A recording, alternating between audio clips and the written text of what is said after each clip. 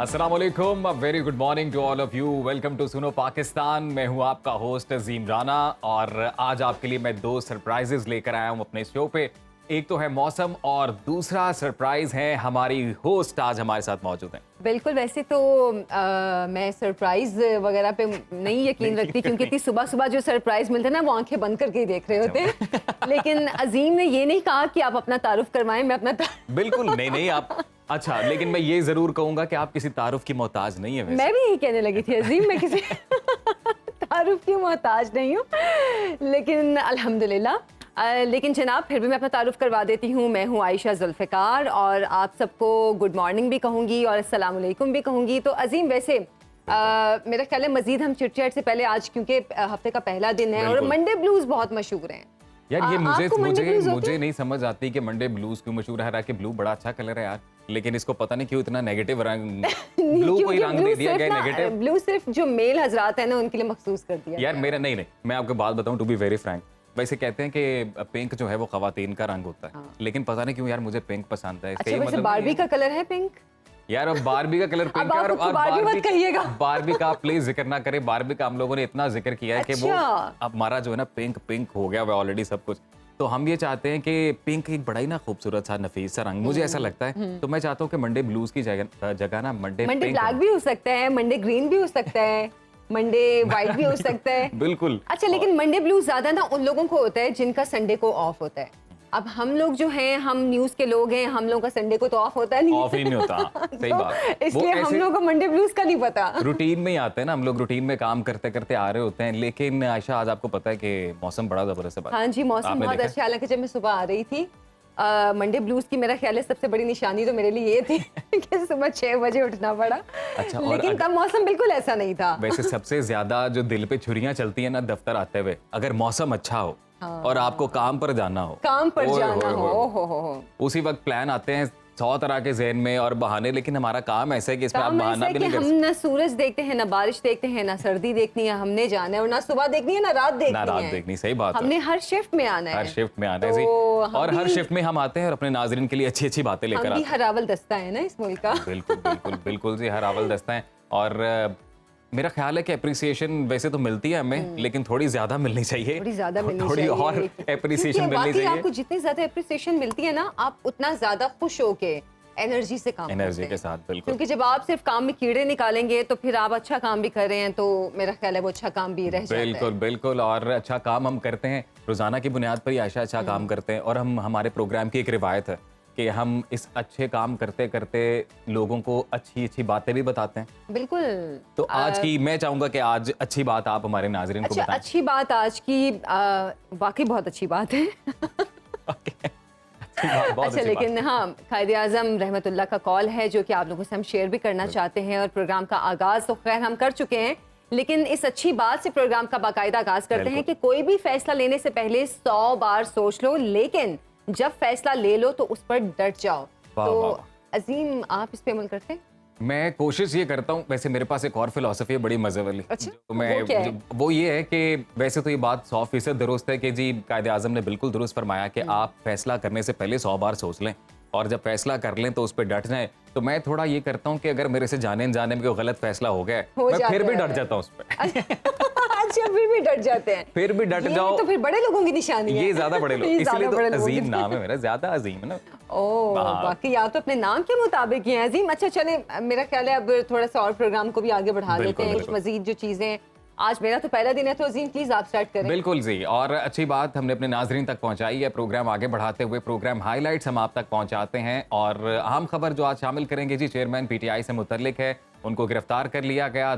दूसरी जानिब इलेक्शन इल्तबा का शिकार इस हवाले से हैं कि इत्तेहादियों की जानिब से सख्त एतराज़ात किए जा रहे हैं नई मरदमशुमारी के नताइज के तहत, चूंकि इंतखाबात होने हैं। और फिर सियासी दर्जा हरारत किस हद तक जाएगा, इस पर एक मुफस्सिल तज्जिया पेश करेंगे। हमारे साथ आज एक गेस्ट होंगे जी। अच्छा, और इसके साथ साथ किताबें माजी से पेश करेंगे। लेस बनाने वाली बोबन नेक मशीन के मौजूद जॉन हीथकोट के हवाले से आज उनका यौम विलादत है, तो उस पर खुसूसी पैकेज जो है वो भी हम शामिल करेंगे। वैसे मेरा ख्याल है खवातीन में से किसी को नहीं पता कि लेस का उसकी मशीन का मौजूद कौन है। हालांकि ये इतनी खास चीज है। मैं इस बात पर हैरान हूँ कि हम लोग कई दफा ऐसी चीजों पर गौर ही नहीं करते हैं गौर कि ही इन नहीं चीजों को भी करते हैं। इन्वेंट किया गया हमने है। बचपन से पढ़ा है, बल्ब किसने बनाया है, टेलीफोन किसने बिल्कुल। बनाया है जी, ये मशीन किसने बनाई है, हमने बिल्कुल, आज तक ये इंजन, नहीं पढ़ा। टायर, हाँ। लेकिन आज लेस तक भी ये नहीं पढ़ा। लेस भी याद हुई है जी। हालांकि खवातीन के हर दुपट्टे पर लेस लगी होती है। इस पे तफसीली गुफ्तगू करेंगे, तो आपने जरूर देखना है शो एंड तक।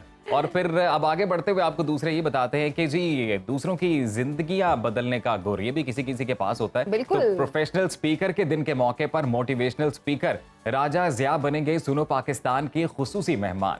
अच्छा, जिसको आप बात करें मोटिवेशनल स्पीकर जी, के जी। हवाले से, अक्सर लोग उसको कहते हैं शीशे में उतारना। शीशे में उतारना, बातों से शीशे में वैसे ये भी उतारना, एक और आर्ट ये है। बहुत बड़ा आर्ट है। बहुत बड़ा ये आर्ट है। वाकई इतनी जबरदस्त चीज है और कि इस आर्ट मतलब में- आपको बोलने की अगर आपकी स्किल इतनी अच्छी है कि आप लोगों को कन्विंस कर सकते हैं, तो मेरा ख्याल है कि इससे अच्छी चीज आपके पास शायद कोई नहीं। और वैसे शीशे में उतारने वाला आर्ट ज्यादातर खवातीन के पास ही होता है।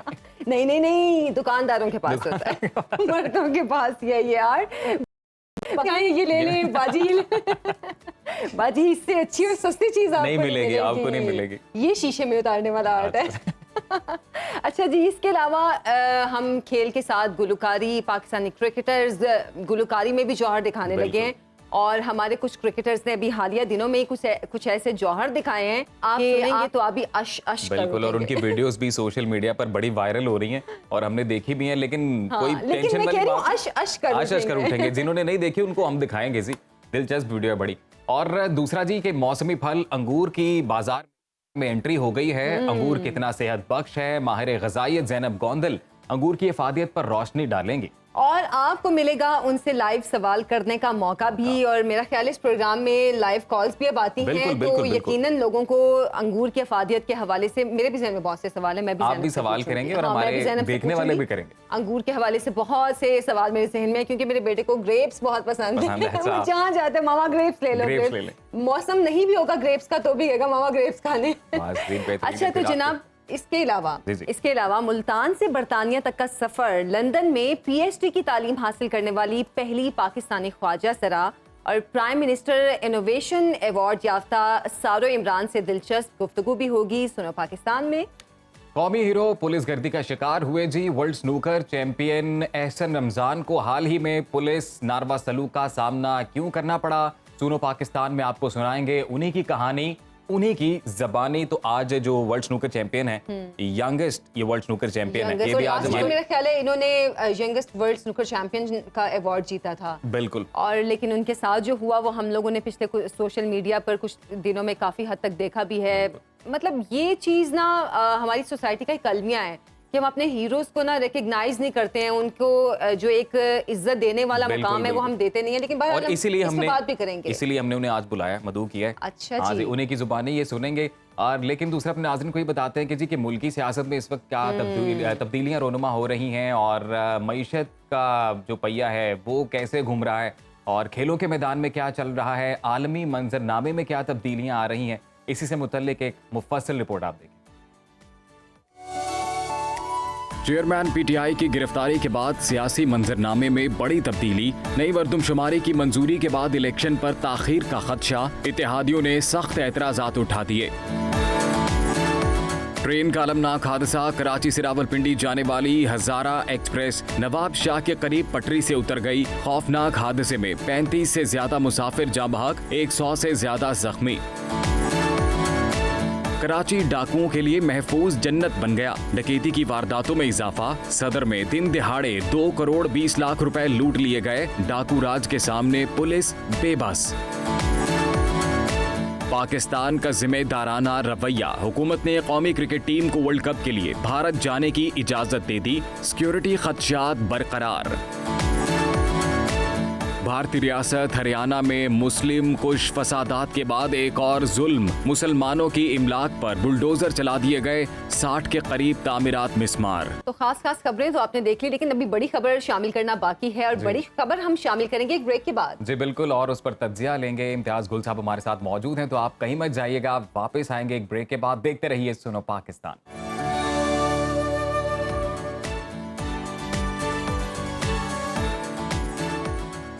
Welcome back after the break जी। तो अब बड़ी खबर शामिल करेंगे और कौमी असम्बली के तहलील और निगरान हुकूमत में अब चंद ही दिन बल्कि अब चंद ही घंटे बाकी रह गए हैं और वजीर आजम जैसे इससे पहले इंदिया दे चुके हैं कि 9 अगस्त को वो असम्बली डिसॉल्व करेंगे, लेकिन अभी तक जो केयर टेकर सेटअप है उस हवाले से कोई वाज़ेह फैसला नहीं हो पाया है। तो ये सूरत हाल किस जानिब बढ़ेगी, इस पर भी गुफ्तगू करेंगे।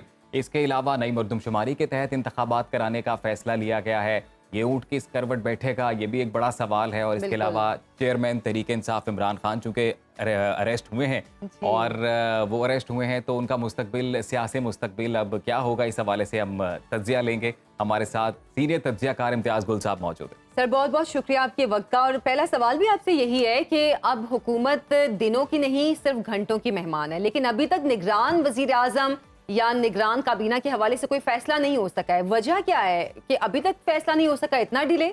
जाहिर है जो असल इक़्तिदार जिनके हाथ में है, जो इख्तियार रखते हैं, और वज़ीर आज़म हाउस या PTM के दरमियान अभी कोई इत्तेफाक राय बज़ाहिर नहीं हो सका है, वरना ये तो एक ऐसा इशू है जिसके बहुत दिन पहले इत्तेफाक हो जाना चाहिए था कि किसने निगरान वज़ीर आज़म बनना है। लेकिन चूँकि हमारे सियासतदान जो जय्यद सियासतदान हैं, इनके अपने अंदाज से ये तशरीह करते हैं कि निगरान वज़ीर किसको होना चाहिए, निगरान वज़ीर आला किसको होना चाहिए। वो जो तसव्वुर है निगरान वज़ीर आज़म का, उसका ये कला कमा करने के बड़े माशाल्लाह माहिर हैं और इसीलिए इसहाक डार साहब का नाम आ रहा था, इसीलिए एहसन इकबाल साहब का नाम आ रहा था।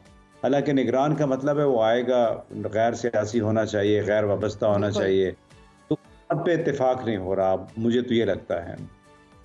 अच्छा इम्तियाज़ गुल साहब, मुख्तलिफ नाम ज़ेरे गर्दिश हैं इस वक्त, तो आप क्या कहते हैं, आपका तज्जिया क्या कहता है कि कौन सी वो शख्सियत होगी जो निगरान वज़ीर आज़म हो सकते हैं और बिलखसूस किस सूबे से हो सकते हैं? देखिए, इसमें मेरे और आपके कहने से और ये वक्त ज़ाया करने के मुतरादिफ है, हमें तो नहीं मालूम। ना ही हम यानी जिन लोगों ने बनाना है वो अपने पास नाम लिख चुके होंगे और 1-2 दिन में वो वाज़े भी हो जाएगा। एक साहब ने अलबत्ता कहीं ट्विटर पे ये कहा था कि ये मैं ज़मानत दे देता हूँ, आपको बता देता हूँ कि कम से कम पंजाब से उन साहब का ताल्लुक नहीं होगा। अच्छा। और वो चॉइस किसकी होगी, क्या वो रावलपिंडी की होगी या इस्लामाबाद की होगी या कोई मुश्तरका चॉइस होगी, मिलजुल के बात हो जाए तो अच्छी है। तो जो नाम इम्तियाज साहब ज़ेरे गर्दिश थे कुछ दिनों से, बल्कि कुछ महीनों से भी, क्या आपको लगता है उनमें से कोई नाम हो सकता है? देखिए, हमें क्या पता जी, मैं इस मामले में कोई स्पेकुलेशन हमें नहीं करनी चाहिए, ना ही अपना वक्त इस पे ज़ाया करना चाहिए। अच्छा ये तो अच्छा सर, तोशा खाना केस के हवाले से हम बात कर लेते हैं। चेयरमैन PTI को गिरफ्तार किया गया, आप क्या समझते हैं कि साबिक वजीर आजम का ये उनकी सियासत का खात्मा है या नई सियासत का आगाज है? देखिए, के साथ भी वही कुछ हुआ है या हो रहा है जो नवाज शरीफ के साथ पहले 1999 में भी हुआ था, फिर 2017 में भी हुआ। लेकिन वो आज भी बादशाह हैं, पाकिस्तान के बड़े बड़े फैसले लंदन में होते हैं।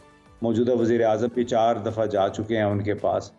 तो किसी भी सियासतदान को, ख़ास तौर पे फिर इस कद काट के सियासतदान जैसे हैं, उनको ये कह देना कि उनकी सियासत ख़त्म हो गई है या ख़त्म हो जाएगी, बड़ा मुश्किल है। पेशावर में एक यूनियन काउंसिल में चेयरमैन के लिए इंतखाब हुआ है, वो आप लोगों ने देख लिया कि PDM की तमाम जमातें मिल के उतने वोट नहीं ले सके, उससे कुछ ज़्यादा वोट ले लिए हैं, लेकिन अकेली PTI को 20,000 से ज़्यादा वोट उसमें मिल गए हैं। कल बाय इलेक्शन था।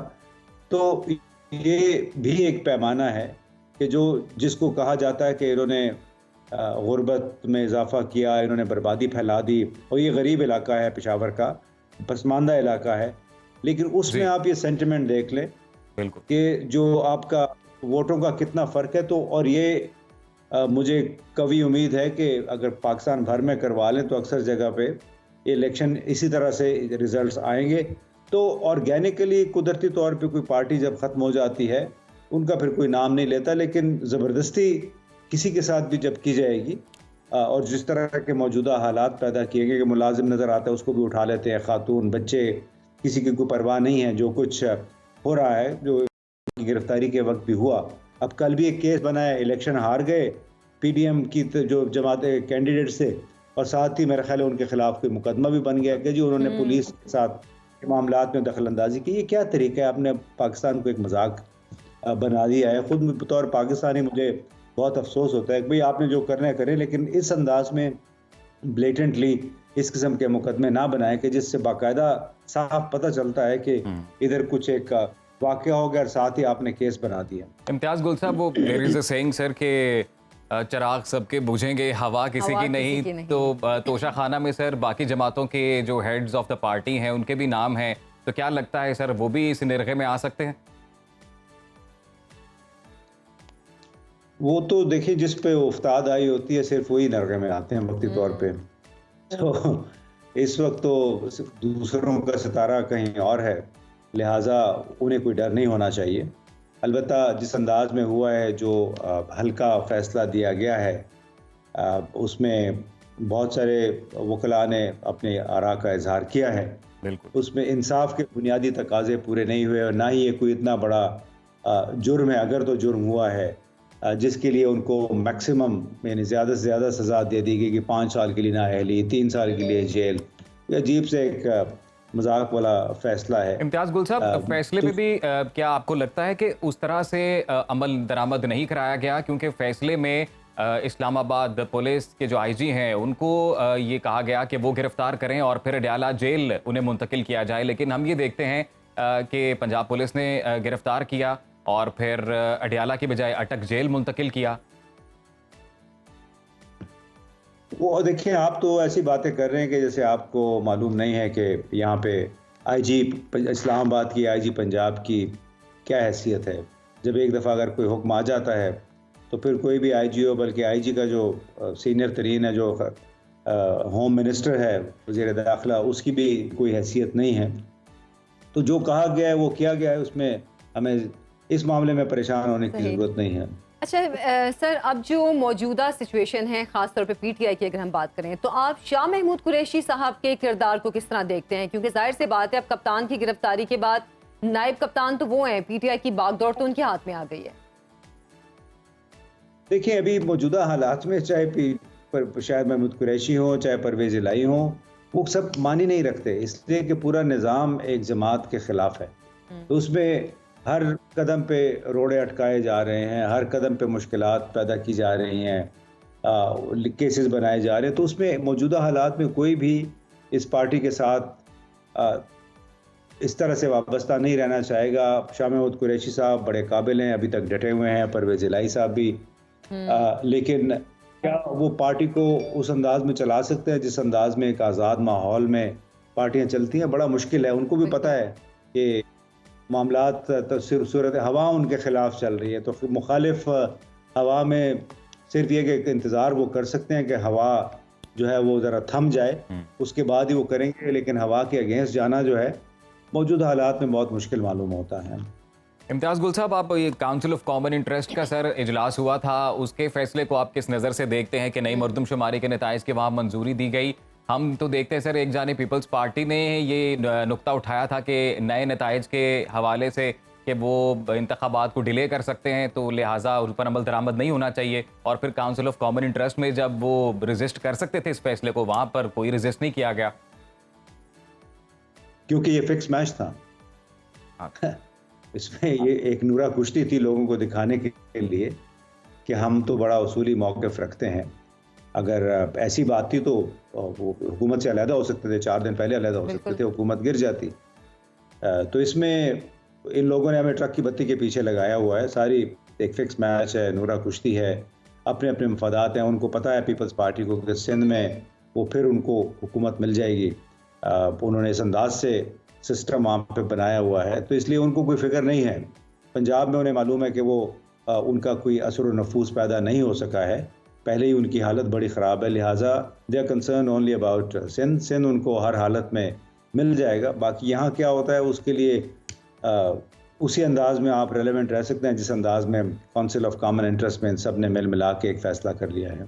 अच्छा, पीपल्स पार्टी में हम अभी भी कुछ लोगों को देख रहे हैं जो कि मौजूदा जो पीडीएम की हुकूमत है, इनके फैसलों के खिलाफ खड़े हो रहे हैं। रज़ा रब्बानी साहब को भी हमने पिछले दिनों देखा, उन्होंने काफ़ी सख्त अल्फाज भी इस्तेमाल किए, बल्कि दुरुस्त अल्फाज इस्तेमाल किए।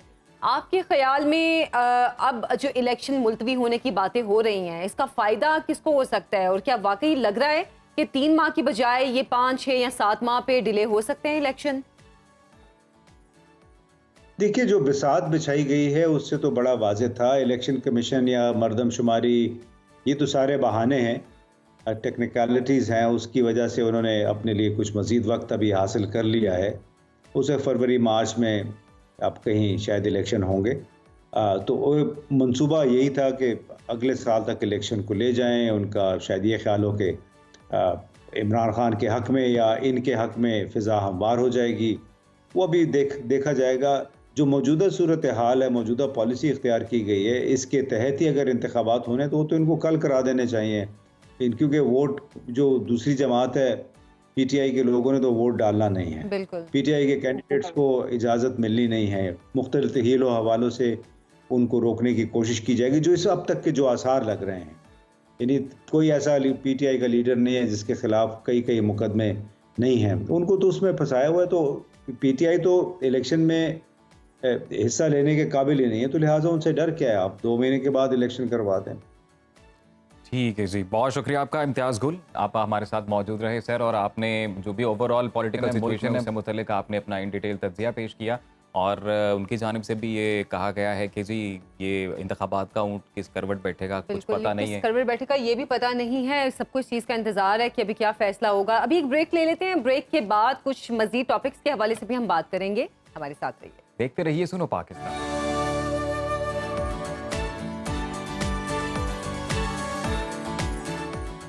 वेलकम बैक जनाब। तो हमारा नेक्स्ट सेगमेंट जो है कलर्स ऑफ पाकिस्तान। वैसे तो हम सबको पता है हमारा मुल्क बहुत खूबसूरत है, बहुत से रंगों से मिलके बना है, लेकिन हम पिछले कुछ अरसे में इतनी मुश्किलात में, इतनी परेशानियों में फंसे हुए हैं कि हम इन रंगों को भूल गए हैं। और ख़ास तौर पर हम अगर टूरिज़्म की बात करें अजीम, तो हमारे मुल्क में इतनी खूबसूरत जगह हैं टूरिज़्म के लिए।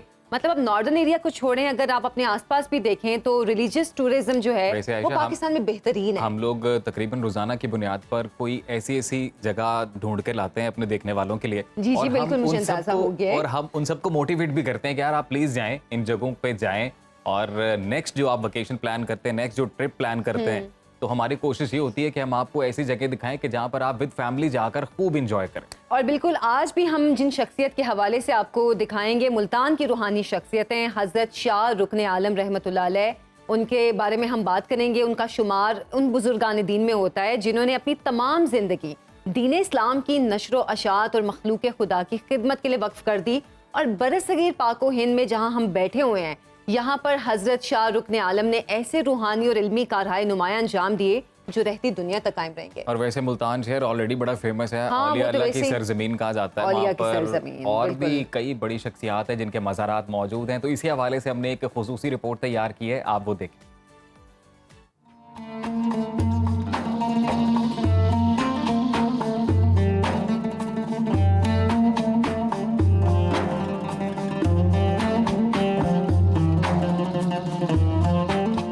मदीनातुल औलिया के नाम से मशहूर तारीखी शहर मुल्तान इस्लाम की तबलीग व अशात का मरकज रहा है।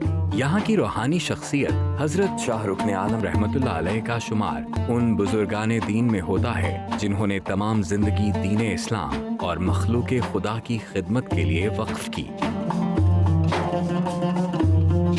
आप रहमतुल्लाह अलैह को रूहानी लिहाज से फैज़याब करने वाले आपके दादा हजरत बहाउद्दीन ज़िक्रिया मुल्तानी रहमतुल्लाह अलैह हैं, जिन्होंने आपकी विलादत की खुशी में मुल्तान के गुरबा और मसाकीन के दामन ज़रो जवाहर से भर दिए। हजरत बहाउद्दीन ज़िक्रिया मुल्तानी कम उम्री में ही आपको अपने साथ रखते और तहज्जुद व अशराक और दीगर नवाफिल पढ़ने की तरगीब देते। आप रहमतुल्लाह अलैह 16 रजब 735 हिजरी नमाज मगरिब से फारिग होने के बाद नवाफिल अदा फरमा रहे थे। जब सर सजदे में रखा, उसी वक्त महबूब का बुलावा आया और रूह परवास कर गई।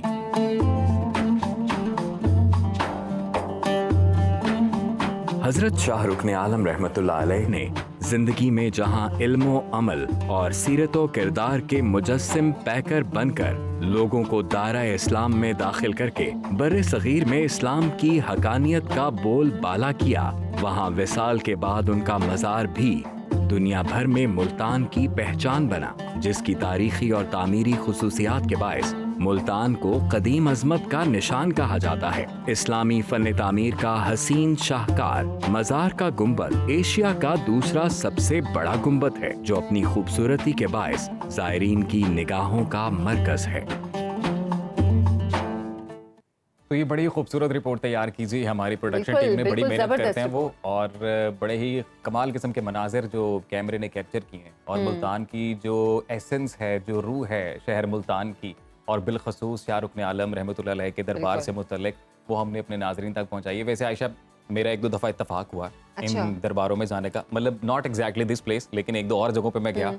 मुझे जो चीज़ वहाँ पर सबसे ज़्यादा जिसका मज़ा आया, एक तो वो आप देखते ही हैं कि जो इंफ्रास्ट्रक्चर है, जो वहाँ की तारीख है, वो आप देखते हैं। हम रिलीजियस पॉइंट ऑफ व्यू से अगर हट के भी बात करें तो वो जो वहाँ का एक आर्किटेक्ट होता है, कुछ जैसे आप बात करें कि बिल्कुल वो एक चीज़ बड़ी आपको अट्रैक्ट करती है, वो जो पूरा माहौल बना होता है ना, और फिर उसमें भी जो चीज़ बड़ी ज़्यादा इंटरेस्टिंग लगती है, वहाँ पर जो कवालियाँ और जो वो सूफी म्यूज़िक चल रहा होता है ना, ये सूफी म्यूजिक का जिक्र यहाँ पे आपको इतना क्यों याद आ गया? यार वैसे क्योंकि मैंने वहाँ पर ये सूफी म्यूजिक और इस तरह की चीज़ें सुनी है, तो इसलिए मुझे बड़ा अच्छा लगता है। लेकिन आपको पता है कि म्यूजिक कहीं और से भी आजकल आ रहा है। बिल्कुल जी जी जनाब, हम शुरू में बात भी कर रहे थे कि आप आशश कर उठेंगे, तो वही आशश करने वाली बात ही है जनाब। हमारे क्रिकेटर्स जो हैं वो भी आजकल अपने सुर बिखेर रहे हैं, और ऐसे ऐसे सुर बिखेर रहे हैं कि आप सुनेंगे तो हैरान रह जाएंगे। रमीज राजा ने श्रीलंकन गुलकारा यूहानी के साथ गाना गाने की कोशिश की है। गाना गाती हुई उनकी वीडियो सोशल मीडिया पे वायरल हो गई है। वैसे जो श्रीलंकन सिंगर हैं, आपने गाना सुना इनका ये? अच्छा नहीं, मैंने सुना नहीं, लेकिन मैंने इनकी तारीफ बहुत सुनी है। मेरा ख्याल है हम अपने यहीं पे सुन लेते हैं, यहीं पे सुनते हैं जी, हम भी सुनते हैं, अपने नाज़रीन को भी सुनाते हैं जी। वैसे अजीम, रमीज राजा उसको ये गाना सिखा रहे थे कि उसको ये बता रहे थे कि तेरा हाथ ले जाऊं? इंटेंशन से मुझे कुछ ऐसी लगी है लेकिन वो जितनी सुरीली वो सिंगर थी। अच्छा, वैसे मुझे उनके श्रीलंकन लिरिक्स की कुछ समझ नहीं आई वैसे। हाँ, वो तो किसी को भी नहीं है, लेकिन जब उन्होंने ये उर्दू में गाया था सॉन्ग, तो लोगों को समझ आया कि एक्चुअली वो क्या, और लेकिन वो बहुत खूबसूरत था। ये गाना मैंने सुना हुआ है, मुझे अब याद आ गया, मुझे पहले याद नहीं आ रहा था। आपको पता है एक और क्रिकेटर भी बड़े, ये तो हमारे कमेंटेटर थे ना, एक क्रिकेटर है जवान नौजवान क्रिकेटर शाहनवाज धानी साहब, वो भी सुरों उनका भी बहुत मशहूर हो गया, बहुत मशहूर हो गया जी, सुरों के जादू बिखेरते हुए नजर आते हैं। तो वो भी अपने नाजरीन को सुनवाते हैं, जरा कोशिश करें सुनने की। कोई कमेंट्स देंगे आप? हो। मुझे तो बस एक शख्सियत याद आ रही है गाना सुनने के बाद, और मैं कहूँगा शाहनवाज धानी को अस्सलाम वालेकुम। लगता है धानी ने उन्हीं की शागिर्दी इख्तियार कर ली है। बिल्कुल जी, दानी साहब ने कोशिश तो पूरी की है, लेकिन इसको देखकर, मतलब इस पूरे गाने को देखकर मुझे एक बात याद आई है, और वो सही कहा किसी ने कि जिसका काम उसी को साजे। अजीम, वैसे आपने जितने सुरीले अंदाज में अस्सलाम वालेकुम कहा है, मुझे लगता है आप भी अच्छा गुनगुना लेते हैं, कुछ सुना दें? नहीं, मैं बिल्कुल अच्छा गुनगुनाता नहीं, आपने बहुत सुरीले अंदाज में कहा है वैसे। क्योंकि वीडियोस देख ली हैं, बस सोशल मीडिया पे आती रहती है। आप देख के सीखते हैं, देखिए आप कितने अच्छे लर्नर हैं, तो आप फिर अच्छा गा भी सकते हैं ना? मैं कोशिश पूरी करता हूँ अच्छा गाने, लेकिन मैं चाहता हूँ कि मैं किसी दिन प्रॉपर सीख के कोई अच्छी चीज रेडी करके आऊँ, ताकि जो हमारे मतलब आप भी उनकी तरह चाहत फतेह अली खान साहब की तरह एक प्रॉपर अपनी एल्बम लेके आना चाहते हैं? मैं भी नए सुर अपने लॉन्च करूंगा, लेकिन सुर लॉन्च करने से पहले हम यहाँ पर एक ब्रेक लेंगे जी। तो अपने नाज़रीन को कहेंगे जी कि आपने कहीं मत जाना है, कहीं मत जाइएगा यार। कैसे कितना बुरा आपने गाया, मैं तो समझ रही थी आप बहुत सुरीले। ये जो प्रोग्राम है इसमें वापस आएंगे जी।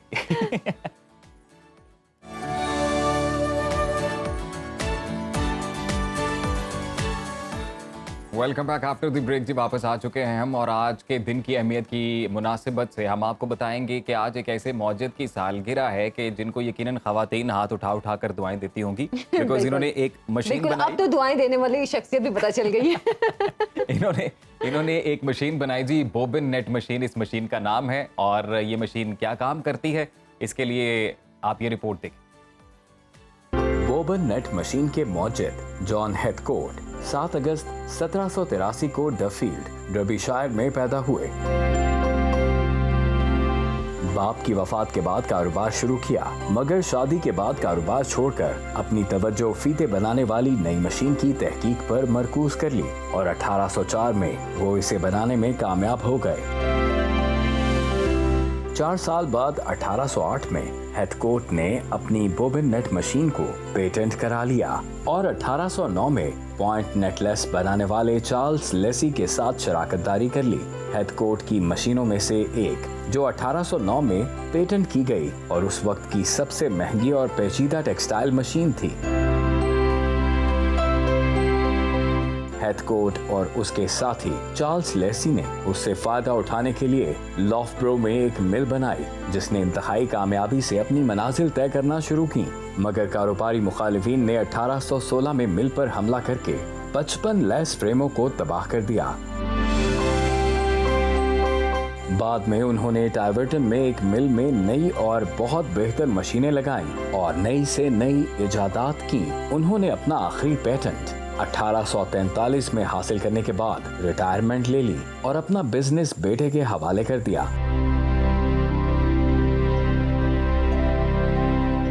जिसके बाद 18 जनवरी 1861 को उनका इंतकाल हो गया। वैसे ये रिपोर्ट देख के तो हम सबको अंदाज़ा हो गया होगा कि आज जो लेसीज हमें इतनी सस्ती मिल जाती हैं, इतने आराम से मिल जाती हैं, इनकी जो प्रोडक्शन स्टार्ट हुई तो कितनी मुश्किल भी थी और कितनी महंगी भी थी। और वाकई जो आप बात कर रहे थे उनको दुआएं देनी चाहिए। अच्छा, बहरहाल एक और ख़ास दिन भी है अजीम, और आज प्रोफेशनल स्पीकर्स डे है। और जैसे कि हम पहले भी बात कर रहे थे कि आप बातों से किसी के दिल में अपनी बात उतार दें या किसी के दिल में असर डाल दें, ये बहुत बड़ा एक फ़न है, बहुत बड़ा एक ये स्किल है।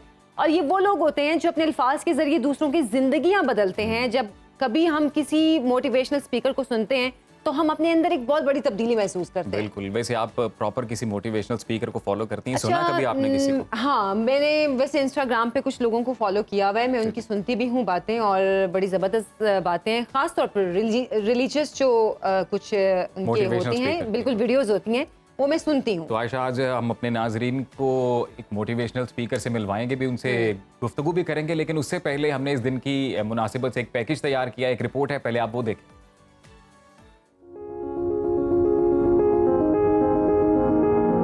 बात जो दिल से निकलती है असर रखती है, पर नहीं ताकते परवाज मगर रखती है।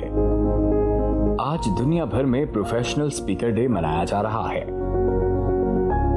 जिसका मकसद उन लोगों की हौसला अफजाई करना है जो अपनी तालीम और मुशाहिदे की बुनियाद पर पूरी दलील के साथ अपनी गुफ्तगू से लोगों की इस्लाह करने की कोशिश करते हैं। अगरचे इस दिन का आगाज उसी वक्त हो गया था जब लोगों ने एक दूसरे को सुनना शुरू किया, मगर इसे बाकायदा तौर पर 2003 से मनाया जा रहा है।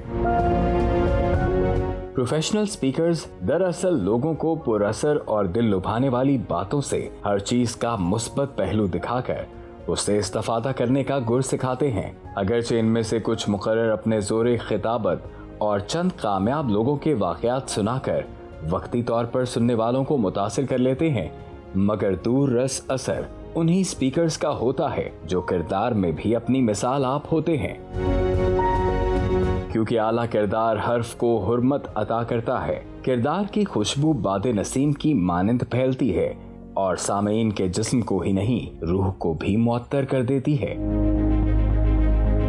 मुतासिर कुन गुफ्तगू से लेकर मालूमाती लेक्चर्स तक पेशावर मुकर्ररीन सदियों से हमारी जिंदगियों में तब्दीली ला रहे हैं। तो आइए आज उन तमाम लोगों को खिराजे तहसीन पेश करें जो अपने अल्फाज के जरिए दूसरों की जिंदगियों को बेहतर बनाने के लिए अपना वक्त और तवानाई वक्फ करते हैं।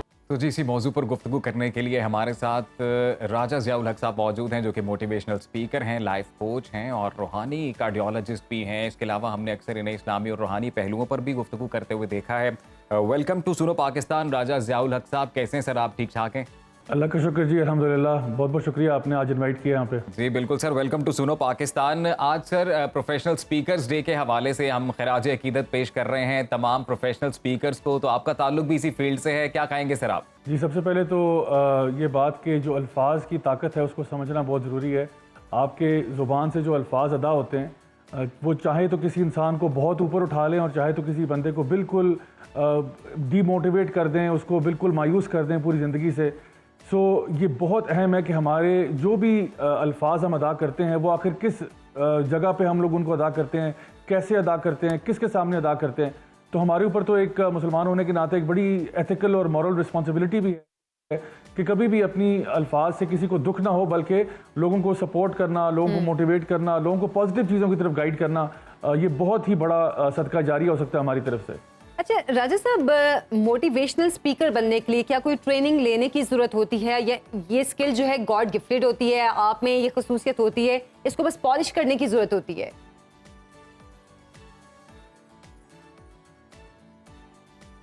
अच्छा राजा ज़िया-उल-हक साहब, ये बताइएगा सर कि ये जो टैलेंट है मोटिवेशनल स्पीकर बनने का, तो हमारी साथी एंकर आशा जुल्फ़िकार भी ये जानना चाह रही हैं, मैं भी ये जानना चाह रहा हूँ कि ये आपकी इनबिल्ट होता है ये टैलेंट, या इसको निखारा जाता है with the passage of time? देखिए, सबसे पहली बात यह है कि अगर आपने किसी लेवल पे भी स्पीकर बनना है, या अगर आपका ऐसा कोई ख्वाब है, तो उसके लिए जो सबसे प्राइमरी स्किल जो रिक्वायर्ड है वो आपकी कम्युनिकेशन स्किल्स है। और उससे भी पहले मैं समझता हूँ प्री रिक्विजिट ये है कि आपके पास कोई कंटेंट होना चाहिए जो आप लोगों के साथ शेयर करना चाहते हैं, कोई ऐसी लाइफ एक्सपीरियंसेस, कोई ऐसी बातें जो आपने सीखी हों। उसका एक बहुत बड़ा ताल्लुक आपकी रीडिंग हैबिट्स के साथ भी है, कितना आप पढ़ते हैं, कितना आप सीखते हैं, फिर उन चीज़ों को सीख कर आप प्रैक्टिकल लाइफ में किस तरह से लेके आते हैं।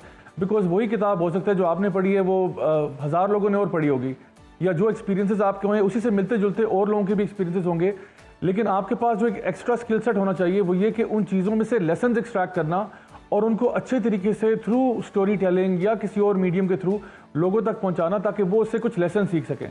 क्योंकि अक्लमंद इंसान जो है वो नहीं होता जो खुद गलती करता है और फिर सीखता है, अक्लमंद वो होता है जो दूसरों की गलतियों से भी सीख जाता है। तो जो मोटिवेशनल स्पीकर्स होते हैं वो बेसिकली प्राइमरीली कर क्या रहे होते हैं कि वो अपनी लाइफ के एक्सपीरियंसेस और जो भी तजुर्बात और जो भी उन्होंने सीखा होता है उसको लोगों के सामने लेके आते हैं और उसमें से बहुत सारे लेसन उनके सामने पेश करते हैं। अच्छा सर, पहले तो हम मुझे कंफर्म करते हैं आपको मेरी आवाज़ आ रही है? आपको मेरी आवाज़ आ रही है? कुछ हद तक तो वो इनबिल्ट भी होता है, लेकिन ये एक ऐसी स्किल है जो कि प्रैक्टिस के साथ बेहतर हो सकती है।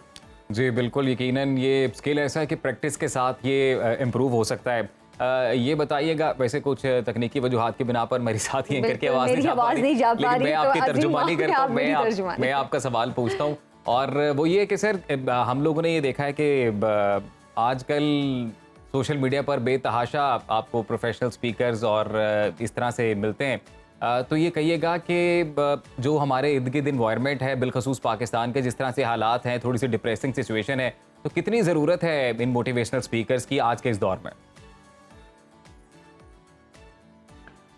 देखिए, मोटिवेशनल स्पीकिंग का काम जो है ना, बेसिकली लोगों को पॉजिटिव साइड दिखाना या होप देना होता है कि भाई कोई भी हालात जैसे भी हो जाए, आप हमेशा अगर पॉजिटिव पे फोकस करें तो उसमें से भी खैर का पहलू निकाला जा सकता है। ख़ास तौर पे हम लोग चूँकि एक एथिकल एस्पेक्ट भी लेके आते हैं, दीनी पर्सपेक्टिव भी लेके आते हैं, तो हम ये कहते हैं देखें कभी भी इंसान जो है ना वो मायूसी के उस पर नहीं आ सकता, बल्कि हमें हमेशा जो भी सिचुएशन हो, हमें पता है कि अल्लाह ताला कभी भी किसी इंसान पे कोई ऐसी मुसीबत नहीं डालता जो उसके इख्तियार से बाहर हो या जो उसकी इस्तिताअत से बाहर हो। तो जो भी परेशानियाँ या मुश्किलें या मुसीबतें हमारे ऊपर आती हैं, हमें अच्छी तरह पता है कि वो हम उनको हैंडल कर सकते हैं। तो बजाय कि किसी चीज़ के बारे में कंप्लेन करना या उसके बारे में बहुत मायूसी इख्तियार करना, अगर तो इससे फ़ायदा होता तो मैं आप सबको कहता जी सारे बैठ के आओ हम मिल के मायूस हो जाते हैं, या आओ हम बैठ के जो है ना कंप्लेन करते हैं, लेकिन इससे फ़ायदा नहीं होता। फ़ायदा होता है जब आप कहते हो कि नहीं, इस प्रॉब्लम को भी मैंने किसी सोल्यूशन की तरफ लेके जाना है। और जब आप पॉजिटिव और पॉजिटिव माइंडसेट के साथ आते हो तो फिर जाके एक मुस्बत सोच पैदा होती है और जाके आप अपने किसी पॉजिटिव एंड की तरफ बात को लेके जा सकते हैं। जी बिल्कुल, बड़ी खूबसूरत बात की आपने राजा ज़िया-उल-हक साहब, बहुत शुक्रिया आपके वक्त का कि आज आप सुनो पाकिस्तान का हिस्सा बने और इस मौजू से मुतल्लिक आपने गुफ्तगू की।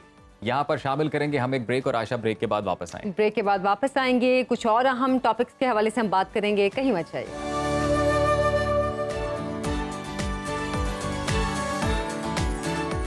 वेलकम बैक जनाब। तारीख गवाह है और किसी मुल्क के हीरोज़ इस मुल्क के सरमाया और कीमती असासा होते हैं, और ये हीरोज़ अपनी अनथक मेहनत से अक़वाम आलम में अपने मुल्क का नाम रोशन करते हैं। जिंदा कौमें अपने उन हीरोज़ की उनकी ज़िंदगी में ही कदर करती हैं और उनके कारनामों का एतराफ़ भी करती हैं, उसे सराहती हैं, उसे मशले राह बनाती हैं। मगर अगर हम देखें तो बदकिस्मती से हम पाकिस्तानी वो कौम है जो अपने हीरोज़ की कदर नहीं करते और उनके साथ ऐसा सलूक करते हैं कि हीरोज़ परेशान हो जाते हैं कि हम किस मुल्क में हैं। ये बड़ा अफसोसनाक एक सूरत हाल है जो कि हम देखते हैं कि हम अपने हीरोज़ की उनकी ज़िंदगी में कदर नहीं करते हैं। ज़िंदगी में कदर नहीं करते हैं, और इसी हवाले से एक हमारे गेस्ट जो कि यंगेस्ट क्यूइस्ट हैं और बड़ी ही कम उम्र में इन्होंने कारनामा सर अंजाम दिया कि वर्ल्ड स्नूकर चैंपियन बने और आज हमारे साथ स्टूडियो में मौजूद है। उनसे इसी मौजू पर हम गुफ्तगू करेंगे, एक उनका पर्सनल एक्सपीरियंस है वो भी आपके साथ शेयर करेंगे। तो एहसन, वेलकम टू सुनो पाकिस्तान, कैसे हैं आप? शुक्र अल्हम्दुलिल्लाह। कैसा महसूस होता है, पहले तो ये बताएं यार, यंगेस्ट क्यूबिस्ट हैं आप, इतनी कम उम्री में आपने इतना बड़ा एजाज अपने नाम किया, आप वर्ल्ड चैंपियन बने और फिर एशियन चैंपियन बने। एशियन चैंपियन भी, हाँ। कह लें कि पाकिस्तान के लिए खेलना एक खुशकिस्मती होती है और बहुत सारे इंसान हैं जो खेलते हैं, लेकिन अगर कोई खेल के अगर पाकिस्तान के नाम कुछ करता है, जीत जाता है, तो मैं समझता हूँ कि अल्लाह ताला की एक रहमत होती है। तो अल्लाह ताला का जितना शुक्र अदा किया जाए कम है, क्योंकि ये एक वर्ल्ड रिकॉर्ड बना था। मेंस कैटेगरी में 16 साल की एज में पाकिस्तान को वर्ल्ड चैंपियनशिप जितवाई। 16 आप साल के यंगेस्ट आई गेस चैंपियन हैं जी, पाकिस्तान जिन्होंने के ये एजाज नाम अपने नाम लिया है। 2 रिकॉर्ड मैंने बनाए थे, पाकिस्तान के नाम किए थे। एक वर्ल्ड चैंपियनशिप और एक इसमें हाईएस्ट ब्रेक होता है 147। तो वर्ल्ड की हिस्ट्री में ये पहली बार था कि पाकिस्तान की तरफ से किसी प्लेयर ने 147 अटेम्प्ट की। ऐसे ये तो आपने तारीख रकम की कि पाकिस्तान, बल्कि दुनिया की हिस्ट्री में, आप दुनिया की तारीख में बोल रहे हैं ना कि पहली दफ़ा किसी ने ये टाइटल अपने नाम की इतनी कम उम्र में।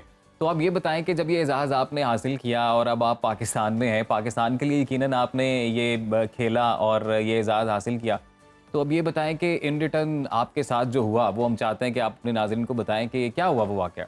देखिए, एक स्पोर्ट्समैन अपने लिए तो खेलता है तब तक जब तक वो नेशनल चैम्पियनशिप में होता है। जब वो नेशनल चैम्पियनशिप के लिए, इंटरनेशनल के लिए चला जाता है, तो मैं समझता हूँ वो अपने मुल्क के लिए ही खेलता है, अपने लिए तो खेलता ही है।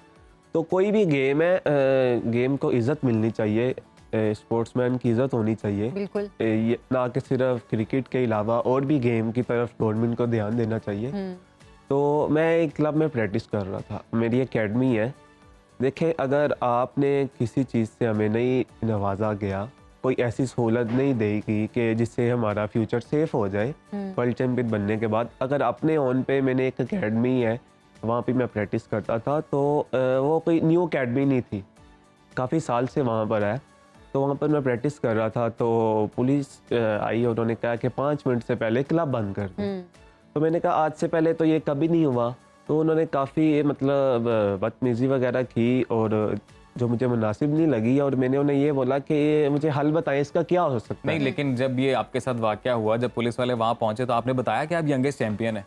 देखें, जब मैंने बताया तो यकीन करें, उन्होंने जो अल्फाज बोले वो कह लें कि उन्होंने कहा कि अगर आप वर्ल्ड चैंपियन हैं तो हमारे ऊपर कौन सा एहसान। अच्छा, ऐसा क्या वैसे जैसे आप कह रहे हैं कि क्लब में आप प्रैक्टिस कर रहे थे, क्या रूटीन में भी क्लब इसी तरह इतनी देर तक खुला होता है जिस तरह उस दिन खुला हुआ था?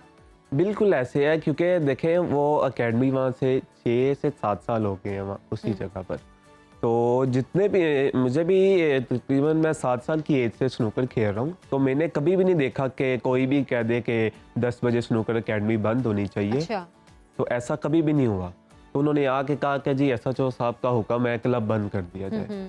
तो मैंने कहा कि क्लब बंद तो नहीं कर सकते, क्योंकि अगर मैं क्लब बंद कर दूंगा 10 बजे, तो शाम को तो आपको पता है कोई भी अगर ऐसी एक्टिविटी है स्पोर्ट्स, तो लोग ऑफिस से आके अपना टाइम वहाँ पे स्पेंड करते हैं कोचिंग के लिए। तो मैंने कहा अगर मैं बंद कर दूंगा तो इसके जो एक्सपेंस है वो मैं कहाँ से निकालूँ। अच्छा, ऐसा ये भी बताइएगा कि ये लाहौर में हुआ है या किसी और शहर में हुआ है? देखिए, लाहौर में हुआ है। कुछ टाइम पहले एक वाकया ये पिंडी में हो चुका है, तो बाकायदा तब भी देखें। पिंडी में भी आप ही के साथ हुआ नहीं, था? मेरे साथ नहीं हुआ था, एक स्नूकर एकेडमी थी तो उनके साथ हुआ था। लेकिन कहने के उनकी खुशकिस्मती ये थी कि उनके पास उन्होंने जब एक्शन किया था, पुलिस वालों ने बहुत मारा था स्नूकर क्लब में। अच्छा। लोगों को बहुत हाँ, मारा था, बिल्कुल ऐसा एक हुआ इंसिडेंट था। तो DVR भी उठा के ले गए थे, लेकिन उनकी एक बैड लग के एक कैमरा था तो वो सेपरेट लगाया हुआ था, तो उनमें उनकी रिकॉर्डिंग आ गई। तो अभी आपके साथ जो वाकया हुआ है उसकी भी रिकॉर्डिंग महफूज कहीं पे? जी बिल्कुल, हर चीज़ की रिकॉर्डिंग है, क्योंकि ये एक एकेडमी है। हमारी यही नीयत है कि देखें, अगर यहाँ से अगर कोई प्लेयर आगे आ जाए, जैसे मैं आया हूँ, तो मज़ीद कोशिश है कि अब एक और अगर वर्ल्ड चैंपियन वहाँ से मिल जाए तो इसमें कोई हर्ज नहीं है। हर चीज़ SOPs पूरे हैं, विद वेपन, नीचे सिक्योरिटी गार्ड है, सिक्योरिटी कैमराज है हर सर, आप टेबल ये के बताएं ऊपर। कि जब आपने ये टाइटल जीता है तो हुकूमत पाकिस्तान की जानिब से कोई अप्रिसिएशन आपको मिली है? और दूसरा, थोड़ा अच्छा, अपने मेरा ख्याल है अप्रिसिएशन काफी मिली थी, सपोर्ट नहीं मिली कोई। अच्छा ऐसा ही है ना? जी बिल्कुल ऐसे है। देखें, मैंने पहले भी कहा कि कोई भी गेम है उसे इज्जत मिलनी चाहिए। पॉलिसी के मुताबिक कहा जाता है कि जो भी पाकिस्तान के नाम गोल्ड मेडल करेगा उसे हम 1 करोड़ रुपया इनाम दें। हाँ, ठीक है, बिल्कुल। तो आज तक किसी स्नूकर प्लेयर को नहीं मिला। और भी बहुत सी गेम्स हैं, मैंने देखा है कि पैसे नहीं मिलते। अच्छा, तो आपके लिए जो इनाम अनाउंस हुआ था आपको मिला था?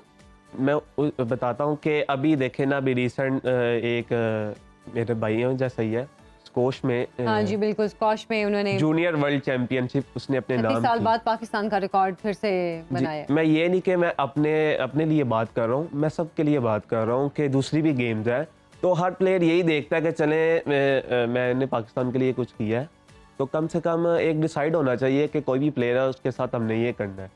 कहा जाता था कि 1 करोड़ रुपया इनाम है, जबकि मैंने पाकिस्तान के नाम सीनियर वर्ल्ड चैंपियनशिप की तो मुझे पाकिस्तान स्पोर्ट्स बोर्ड ने 9 लाख रुपए दिए। अच्छा, तो इस गेम का कोई डिपार्टमेंट नहीं है, तो ना किसी ने आज तक लिया है स्नूकर को। तो पाक आर्मी की तरफ से डिपार्टमेंट की तरफ से वो खेलता था वो प्लेयर। तो मैं समझता हूँ कि शायद इसी वजह से उसे 1 करोड़ रुपया शहबाज शरीफ सर ने दे दिया। अगर वो भी बेचारा कोई एक आम शहरी होता तो मैं समझता हूँ कि अगर वो पाक आर्मी लेकिन का मेरा प्लेयर ना ख्याल है वो होता। भी शायद सुना था अपने एक्सपेंसेस पे बाहर खेलने गया था। नहीं, मैंने तो इस चीज़ के बारे में नहीं सुना, लेकिन मुझे बहुत खुशी हुई कि एक प्लेयर को उसका हक मिला। तो ऐसे सब प्लेयर के साथ होना अच्छा चाहिए। हसन, आप ये बताओ कि क्या आपको लगता है कि इस स्पोर्ट को प्रमोट करना चाहिए, और आप क्या चाहते हो कि किस तरह से इसका फ्यूचर हो, इन फ्यूचर किस तरह से, और जो क्योंकि यंगस्टर्स हमने पाकिस्तान के काफ़ी अच्छे अच्छे क्यूज देखे हैं क्यूज पिछले देखे, कुछ बिल्कुल। सालों में। हमने देखा है अजीम के बहुत सारे लोग आए हैं इस गेम में और इंटरनेशनली खेले भी हैं। कुछ मुझे याद है कुछ साल पहले भी एक क्यूज थे, उन्होंने भी काफ़ी अच्छा रिकॉर्ड बनाया था। देखिए, ना कि सिर्फ स्नूकर, मुझे 2-3 साल हुए इंटरनेशनल में एंटर हुए। स्नूकर के साथ और भी बहुत सारी गेम है कि यकीन करें देख कर हैरानी होती है कि ऐसा भी होता है। जितनी भी गेम्स हैं इनका साथ देना चाहिए। देखिए, अगर पाकिस्तान में आप देखने इतना बड़ा कज़ाफ़ी स्टेडियम है, हर गेम का वहाँ पे सेंटर बना हुआ है, कोचिंग सेंटर। ठीक है, मतलब आप कह रहे हैं एक प्रॉपर सेटअप हर जगह गेम का होना उस तरह से चाहिए, होना proper चाहिए, जगह देनी चाहिए। बिल्कुल बिल्कुल होना चाहिए। अच्छा, ऐसे ना आप इतनी यंग एज में माशाल्लाह वर्ल्ड स्नूकर चैंपियन भी बन गए, एशियन चैंपियन भी बन गए। आपने बोला आप 7 साल से खेल रहे हैं, इतनी छोटी एज में कैसे शौक हो गया आपको? घर में कोई और भी चैंपियन था क्या? नहीं, मैं वालिद साहब ने घर में एक टेबल लगाया हुआ था। अच्छा, तो उन्हें शौक था खेलने का, उनके साथ खेल खेल के फिर मैंने इसको अपना पैशन ही बना लिया। अच्छा, ये बहुत जरूरी होता है आपके घर में बिल्कुल, कोई किसी environment- स्पोर्ट में, हाँ इन्वायरमेंट कोई environment हो matter किसी करता है। स्पोर्ट में इंटरेस्ट लेता हो तो घर के बच्चे उसमें जरूर जाते हैं कहीं ना कहीं।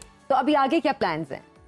आगे यही प्लान है कि अभी तो जो हुआ है मेरे साथ, मैं काफ़ी डिसहार्ट था क्योंकि अभी भी मैं आगे वर्ल्ड चैंपियनशिप है उसके लिए ट्रेनिंग कर रहा लेकिन आप डिसहार्ट नहीं होना। डिसार्ड नहीं होना भैया, आपने जरूरत है इस मुल्क को हूँ। चैंपियंस इंशाल्लाह की। देखे, हिम्मत नहीं हारूंगा। इंशाल्लाह दोबारा अपनी मेहनत स्टार्ट करूंगा उसी एकेडमी में, और उसी एकेडमी में खेल के दोबारा वो एक शेर वर्ल्ड है कप ना आपको अजीम, ला कर ये दूंगा। हवाएं चलती हैं तुझे ऊंचा उड़ाने के हाँ, लिए। बिल्कुल। हाँ, बादे मुखालिफ से बिल्कुल। ना घबराए शाहीन। मैं शेरों में बहुत बुरा हूँ, मैं इससे पहले भी 1-2 बार शेर बिगाड़ मुझे भी चुका हूँ। अचानक याद आ गया, बादे मुखालिफ से ना घबराए शाहीन, ये हवाएं चलती हैं तुझे ऊंचा उड़ाने के लिए। गालिबन कुछ ऐसे कुछ गलत करी तो माजरत मेरी तरफ से, लेकिन आपने ये इन तो चीजों से चलती हैं परेशान तुझे नहीं ऊंचा होना। उड़ाने के लिए, हाँ। ऐसा है इकबाल का शेर। हाँ, तू शाहीन है परवाज है काम तेरा। बिल्कुल, ये प्रोड्यूसर साहब मुझे बता रहे हैं कि क्या शेर है, लेकिन चले बहरहाल मैंने उसका मतलब समझा दिए। तो आप भी शाहीन आपने है, इन चीज़ों से घबराने की परेशान जरूरत नहीं होना। इंशाल्लाह ताला आप बहुत कामयाब होंगे, बहुत आगे जाएंगे, पाकिस्तान का नाम रोशन देखिए, करेंगे। जितनी भी गेम्स हैं मेरा यही कहना है कि एक उसकी पॉलिसी बना दी जाए ताकि गेम कोई भी अगर खेलने वाला है ना उसे पता हो कि यार मैं ये करूंगा। आपके एंड से उसके वैसे बाद कोशिश मेरा- की गई अभी तक? जैसे अगर मिसाल के तौर पे पंजाब में तो ये पूरा लागू किया गया था कि 10 बजे तक मार्केटें और ये सब हाँ, बंद सब किया कुछ बंद जाएगा, कर दिया जाएगा। तो आपकी जानिब से कोई इनिशिएटिव लिया गया कि चूंकि आप चैंपियन हैं और आप उस खेल से मुंसलिक हैं तो आपको वो जगह चाहिए और वो रात देर तक खुली रहनी चाहिए, कोई आपने स्पेशल इनिशिएटिव इससे पहले लिया? देखिए, सबसे पहले तो मैं ये कहना चाहूँगा कि जैसे ऑर्डर है कि 10 बजे बंद कर दिया जाए मार्केट्स, तो मार्केट्स में हर चीज़ आती है। ये नहीं कि स्नूकर क्लब खुला है तो आकर, मेरा नहीं कोई भी है तो आकर आप उसे बदतमीजी से बंद करवा दें, तो साथ पूरी मार्केट, एक पिज़्ज़ा शॉप, पूरी लाइन एक खुली हो, तो ये गलत है। हाँ अगर बंद होना है, तो जैसे देखें लॉकडाउन में था तो हमने स्नूकर क्लब बंद किए, सब कुछ बंद था। एक मेरिट पे काम होना चाहिए, ये नहीं कि बस आके स्नूकर क्लब को देख लिया, कोई भी अगर क्लब है तो वो इतना नहीं करते। ये मैंने स्टेप लिया है, आज से पहले किसी ने ये स्टेप नहीं लिया, तो शायद ऐसे किसी के साथ भी हो तो स्टेप लेना चाहिए। बिल्कुल स्टेप लेना चाहिए जी। और बिलखुसूस यकीनन ये एक बड़ा ही बढ़िया प्लेटफॉर्म है और इस प्लेटफॉर्म के ही तवस्सुत से हम तो ये अपने नाजरीन तक और अरबाब इख्तियार तक ये बात पहुँचाएंगे जी कि पुलिस को बिलखसूस रवैया अपना दुरुस्त करना चाहिए इस हवाले से कि एक नेशनल चैम्पियन है, बिल्कुल। इंटरनेशनल चैम्पियन है और फिर यंगेस्ट चैम्पियन है, तो अगर वो इस हवाले से कोई स्पोर्ट खेल रहे हैं और उनको ज़रूरत इंशाल्लाह है। अगर गवर्नमेंट के कुछ एसओपीस हैं तो हम साथ हैं। लॉकडाउन में भी तो हमने साथ दिया था ना। आप इतने प्रॉपर हर चीज़ को लेकर चल रहे हैं और माशाल्लाह इतनी छोटी एज में आप इतनी मैच्योर बातें भी कर रहे हैं कि मैं हैरान हो रही हूँ। अब एक प्लेटफॉर्म है, हमने आपको अपने शो में बुलाया है, मतलब आप गवर्नमेंट से अगर कोई रिक्वेस्ट करना चाहेंगे, जैसे कि हम बात कर रहे हैं कि 10 बजे तक के एसओपीज़ हैं गवर्नमेंट के कि भाई 10 बजे तक बंद कर देना चाहिए सब कुछ, आप यहाँ से कोई रिक्वेस्ट करना चाहेंगे? देखिए मेरी यही रिक्वेस्ट है, हम गवर्नमेंट के साथ हैं, कंप्रोमाइज़ करेंगे, ठीक है, लेकिन जैसे कोविड में किया था, क्लब स्नूकर क्लब के ऊपर सबसे पहले हुआ था कि जी बंद कर दिया जाए, तब भी हमने क्लब 2 साल बंद ही रखे। जितने भी क्लब्स हैं हम आपका साथ देंगे, लेकिन एक वजह होनी चाहिए, क्योंकि देखिए आपने मार्केट को 10 बजे का टाइम दिया, तो पूरी मार्केट बंद होनी चाहिए। हाँ, ये नहीं कि मतलब अगर 50 आप दुकानें लोग खुली साथ- हैं बिल्कुल, और एक्टिविटीज सिर्फ अगर सबके अकेडमी। लिए हैं तो सबके लिए होने वैसे चाहिए। ये आयशा मैंने भी कई जगहों पर देखा है कि कुछ जो इम्तियाजी सलूक तो है जी, और पंजाब पुलिस की और जानिब से है। देखिए एनर्जी क्राइसिस की वजह है ना, हाँ अगर मेरे साथ कंप्रोमाइज़ नहीं किया जाता तो मैं करने के लिए तैयार हूँ। आपको एनर्जी क्राइसिस का ही मसला है ना, तो मैं मॉर्निंग में 6 घंटे बंद कर देता हूँ क्लब, 7 घंटे कर देता हूँ। लेकिन पीक आवर्स तो 5 to 11 है ना। ठीक है, मैं यहाँ पर भी करने के लिए तैयार हूँ, लेकिन मार्केट पूरी होनी चाहिए। वैसे आपकी क्या रूटीन है? पूरा दिन खेलते हैं ये साथ पढ़ाई भी है? देखें जब इवेंट होता है तो ज़्यादा फिर टाइम देना होता है मॉर्निंग में, सही। जब इवेंट नहीं होता तो फिर नाइट में भी, शाम में भी, क्योंकि कोचिंग के लिए फिर जो लोग होते हैं वो भी आते हैं, क्योंकि मैंने अपना भी पेट वहाँ से ही पालना है। मेरे पास कोई गवर्नमेंट की दी की जॉब नहीं है कि मैं वहाँ से अपना सिस्टम चलाऊँ। अच्छा ऐसे मुझे मेरा लास्ट क्वेश्चन है कि अभी जल्द से जल्द ऐसा कौन सा इवेंट आ रहा है जिसमें आप शिरकत के लिए जा रहे हैं, क्योंकि हम भी उसका बेचैनी से इंतजार करेंगे कि माशाल्लाह हमारे पास इतने बड़े स्टार मौजूद हैं इतनी छोटी एज के। कौन सा इवेंट आ रहा है ऐसा? देखिए नवंबर या दिसंबर में अभी डेट अनाउंस होनी है वर्ल्ड कप की। जो अच्छा। वर्ल्ड कप मैंने पाकिस्तान के नाम किया है और वो कहाँ पे है?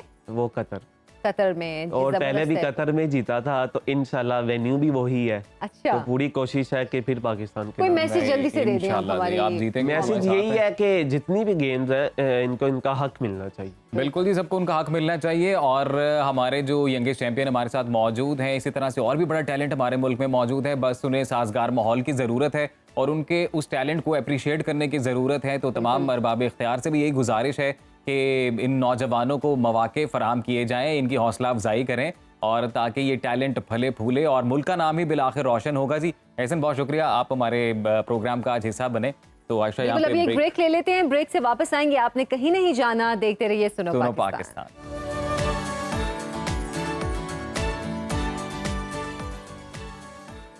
Welcome back after the break जी, वापस आ चुके हैं। बड़ा ही इंटरेस्टिंग सेगमेंट है और बड़ी ही 2 इंटरेस्टिंग शख्सियात हमारे साथ मौजूद हैं। उससे पहले उनका इंट्रो देना बहुत ज़रूरी है। कैसी शख्सियत है जिन्हें हुकूमत पाकिस्तान की जानिब से प्राइम मिनिस्टर इनोवेशन अवार्ड मिल चुका है। इन्हें लंदन यूनिवर्सिटी में PhD में दाखिला लेने वाली पाकिस्तान की पहली ख्वाजा सरा का एजाज़ भी हासिल है।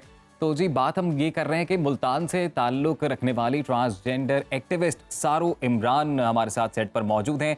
सारो इमरान पाकिस्तान की ट्रांसजेंडर कम्युनिटी की रुकन हैं जो 2013 से ट्रांसजेंडर के हकूक़ के लिए सरगर्म हैं और 2020 में पिंक सेंटर का आगाज़ किया गया ताकि ट्रांसजेंडर के जो मुआशी मसाइल हैं उन्हें कम किया जा सके। बिल्कुल, साथ ही साथ अजीम इन्होंने 2021 में बहाउद्दीन ज़िक्रिया यूनिवर्सिटी से MPhil करने के बाद PhD के लिए लंदन की यूनिवर्सिटी ऑफ वेस्टमिंस्टर में भी जगह बनाई है। और अभी हम सारों से बात भी कर रहे थे, गालिबन 1-2 माह तक उन्होंने जाना भी है इस PhD को अवेल करने के लिए। उनके साथ मौजूद हैं हमजा ज़िया जो कि ट्रांसजेंडर हकूक़ के लिए काम करने वाले इस इदारे के सरगर्म नौजवान भी हैं, और साथ साथ इन्होंने समाजी, इक़्तिसादी और सियासी शोबों में भी पाकिस्तान की ट्रांसजेंडर कम्युनिटी की हमेशा नुमाइंदगी को फ़रोग देने के लिए अनथक मेहनत भी की है। बिल्कुल। और हमजा जो हैं फिलहाल वाशिंगटन एंड ली यूनिवर्सिटी में जॉनसन स्कॉलर के तौर पर तालीम हासिल करने के साथ साथ 2019 से सिनफी मसावात और ट्रांसजेंडर को बाइख्तियार बनाने के लिए काम कर रहे हैं जी। तो बड़ी ही इंटरेस्टिंग डेवलपमेंट आप दोनों की इस फील्ड को लेकर जो कंट्रीब्यूशन है बड़ी ही ज़बरदस्त है। पहले तो हम आपको वेलकम करेंगे जी सुनो पाकिस्तान में। कैसे हैं आप लोग? ठीक है, थैंक यू सो मच, मैं बिल्कुल ठीक हूँ। अच्छा तारुफ, पहले तो मैं आपसे ये सवाल पूछना चाहूँगी, हमने बहुत कम देखा है ट्रांसजेंडर्स में ख़ास तौर पर इतने तालीम याफ्ता और मतलब ये स्कॉलरशिप भी और इतनी ज़बरदस्त PhD भी, MPhil भी। आपका इतनी तालीम की तरफ रुझान कैसे गया? देखिए मुझे हमेशा से ऐसे लगता था कि जो एजुकेशन है this is the only thing जो आपका जो एक स्पेक्ट्रम है जहाँ पे सोसाइटी आपको पुट कर देती है ड्यू टू आपके जेंडर, वो आपको चेंज कर सकता है। एंड जब आप बात करते हैं डिस्क्रिमिनेशन, हरासमेंट, ये बुलिंग की, वो एजुकेशन इंस्टीट्यूट के अंदर भी मौजूद है और उसके बाहर भी है। अब तो मैंने ये डिसाइड किया जब दोनों सूरतों में ही फेस करना है तो एटलीस्ट आपकी एजुकेशन तो आपको लेनी चाहिए। और दूसरी चीज़ ये है कि जो सिर्फ डिग्री काफ़ी नहीं होती, जो तालीम आपको शऊर देती है उसमें जो आपको अपने राइट्स का हक कैसे लेना है, आपको अपना जो आपके राइट्स हैं आपने अपने हक के लिए आवाज़ कैसे उठानी है, और ना सिर्फ अपने लिए बल्कि अपने जैसे और भी बहुत सारे लोगों के लिए। बिल्कुल बिल्कुल। और हमजा, हम चाहेंगे कि आप भी कंट्रीब्यूट करें साथ साथ। तो आप ये बताइएगा कि आप जेंडर इक्वालिटी के लिए आप काम कर रहे हैं, तो कैसा चल रहा है आपका काम? अपने जो आपने इनिशिएटिव्स लिए हैं उससे मुतालिक थोड़ा सा बताएं। अल्हम्दुलिल्लाह सिंस 2019 मैंने जेंडर इक्वालिटी और ट्रांसजेंडर एम्पावरमेंट पे काम स्टार्ट किया। आई एम द को फाउंडर ऑफ पिंक सेंटर। तो बेसिकली जितना भी मेरा काम है वो पिंक सेंटर के अम्ब्रेला के अंडर आ जाता है। तो हमने मोर देन 30 ट्रांसजेंडर्स को माइक्रोसीड ग्रांट्स दिलाई। हमने US एम्बेसी से अवार्ड लिया। PMNIA में आई रिप्रेजेंटेड पिंक सेंटर। तो आई बिलीव कि सिंस 2019 3 साल में there has been significant change in the movement. बहुत सा पब्लिक लेवल पे चेंज देख रहे हैं आप या गवर्नमेंट लेवल पे देख रहे हैं? Both public and government. This is the first time in the history of Pakistan के एक गवर्नमेंट स्कीम या एक नेशनल लेवल पिचिंग कॉन्टेस्ट में एक ट्रांसलेट स्टार्टअप जीता है। इससे पहले फॉर मोर देन 70 ईयर्स ऐसा कोई इनिशिएटिव नहीं हुआ। अच्छा, पाकिस्तान जैसे मुल्क में सोशल डिस्क्रिमिनेशन बहुत ज़्यादा है, तो इस चीज़ की जो कि आप लोग जिस चीज़ को लेकर चल रहे हैं इसके मामले में आप लोगों ने एक्सेप्टेंस देखी है? जैसे कि अभी आप बात कर रहे हैं कि चेंज आपने देखा है, तो लोगों में एक्सेप्टेंस देखी है आपने?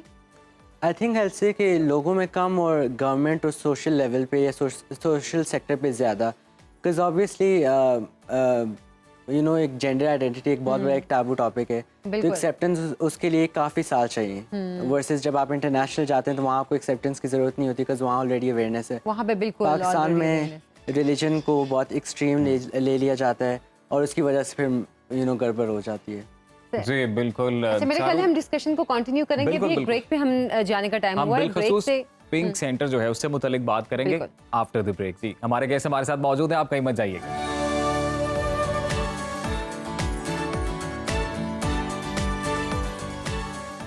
Welcome back after the break जी। और हमारे गेस्ट हमारे साथ स्टूडियो में मौजूद हैं। तो बगैर किसी तातुल के डिले के सारू ये पूछना चाहूँगा मैं आपसे कि what is pink centre?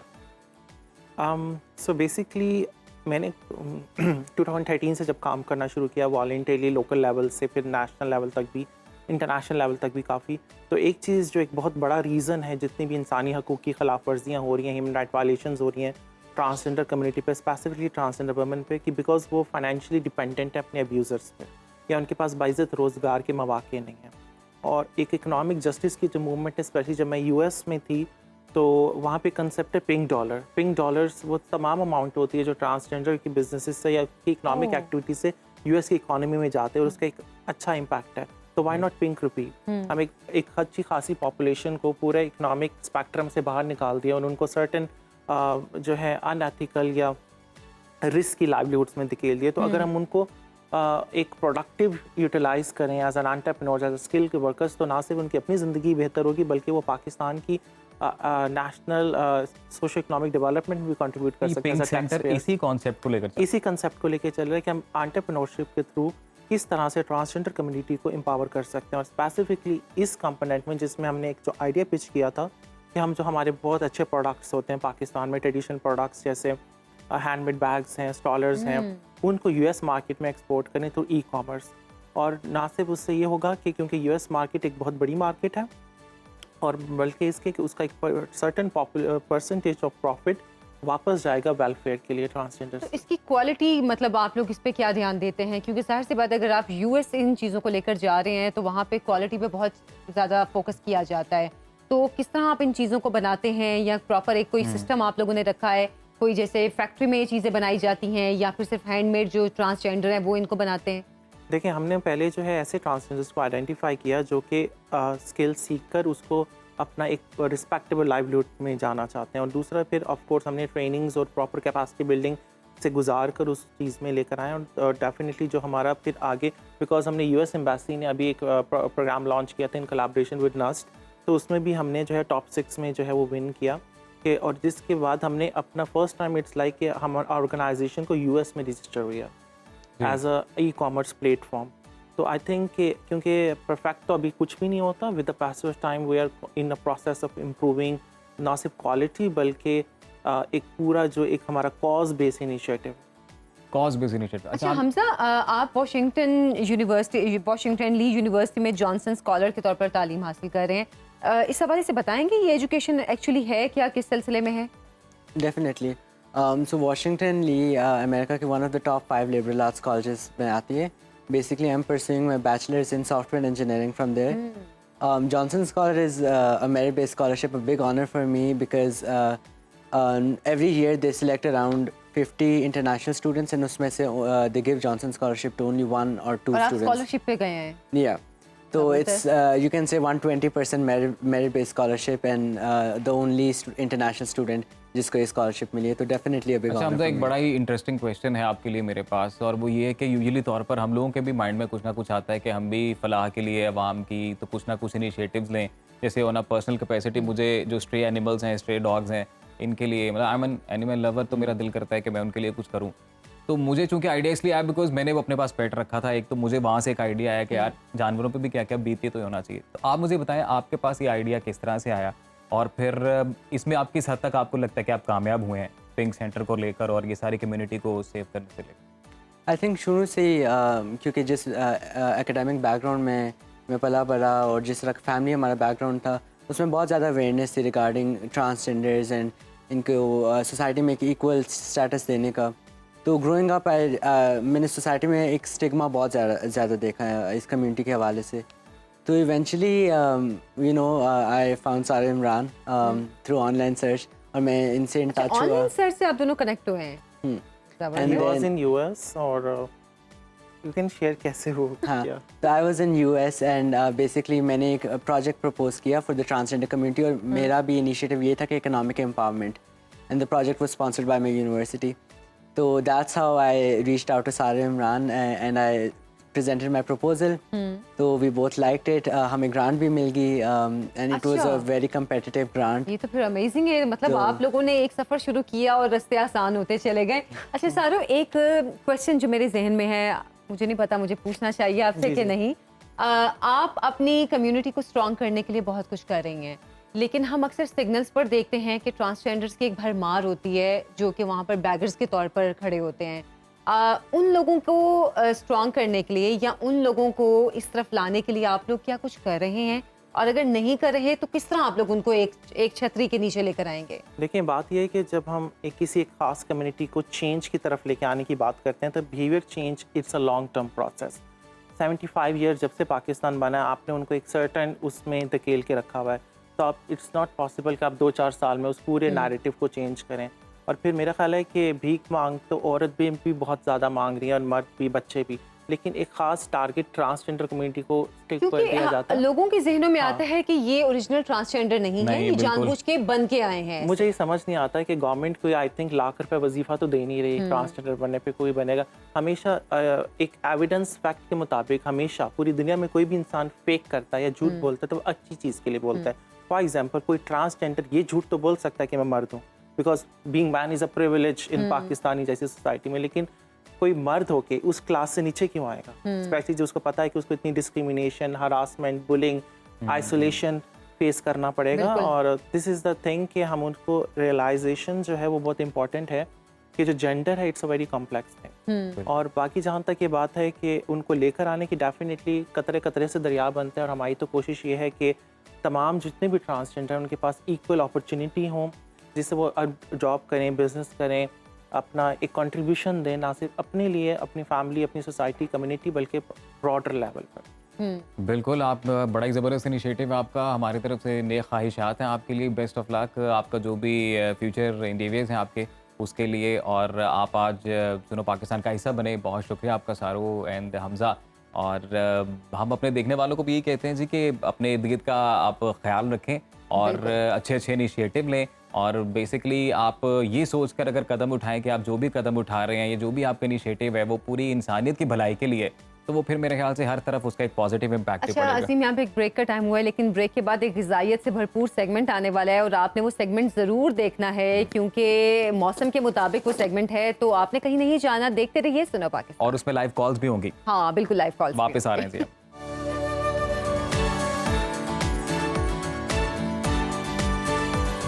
Welcome back जनाब। हम तो अंगूर खा रहे हैं और ये अंगूर बहुत मीठे भी हैं अजीम। जी बिल्कुल, ये अंगूर मीठे हैं। वैसे अमूमन तौर पर कहा तो ये जाता है जी कि अंगूर खट्टे हैं, लेकिन हम खुशकिस्मत है कि हमारे अंगूर आज मीठे निकले। खुशकिस्मत हैं वाकई, ये इतने अच्छे अंगूर हैं, इतने मीठे अंगूर हैं। लेकिन आशा अपने नाज़रीन को तो बताएं, खा क्यों रहे हैं अंगूर?